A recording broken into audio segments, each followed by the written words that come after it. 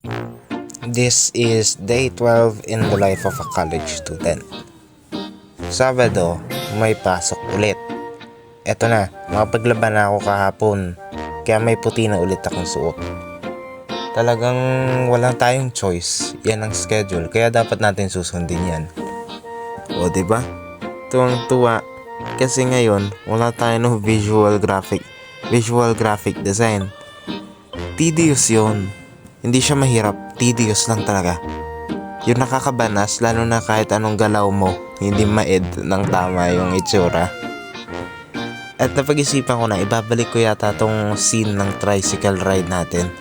Kasi paulit-ulit man, part naman yan ng journey. Kaya gusto kong ipakita kung paano nagbabago yung day-to-day rides natin. Yan o, makikita mo na yung school, sobrang lapit lang yan. Tapos yan na yung cafe na hindi ko pinupuntahan. Nakasira ng wallet yung lugar na yan. Eh may problema na naman tayo. Pumasok tayo, naunahan natin si class president.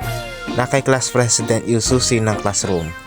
So ibig sabihin, magwe-wait tayo. Ulit. Pero this time, dito tayo sa may bench area magwe-wait.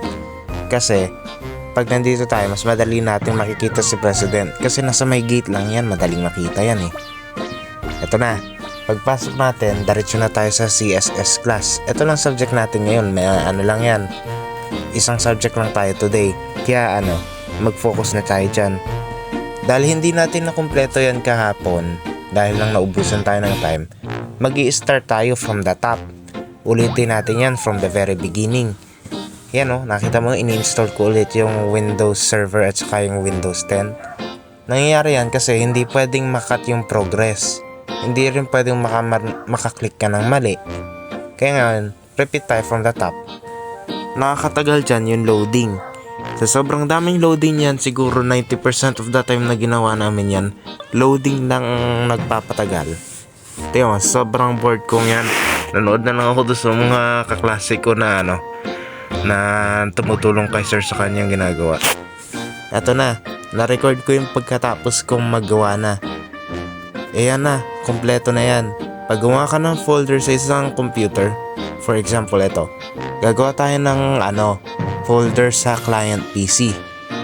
Ang mangyayari dyan, yung folder na ginawa mo sa client PC, lalabas yan dun sa server PC. Mababasa ng server PC kung ano mang ginagawa ng client PC. Kaya tawag yun, remote desktop connection. Pag naka-open yung PC, yung PC, hindi ka makikita dun sa server. Kaya kailangan patay yung PC1 o yung client computer. So pag na-try mong i-password yan at saka i-on, kagaya na ginagawa kong yan, nakikita mo, magta-turn off na yung remote desktop connection kasi naka-turn on na yung PC1. Nakat na yung connection niya kay computer server. Pero nakikita naman natin yung ginawa nating folder or yung testing folder sa PC server. Lumabas na siya sa sa client server ay sa client PC. Yan natapos natin siya. 5 hours 44 minutes of work, natapos natin. Follow, like, and subscribe if you wanna see day 13. Goodbye and good night.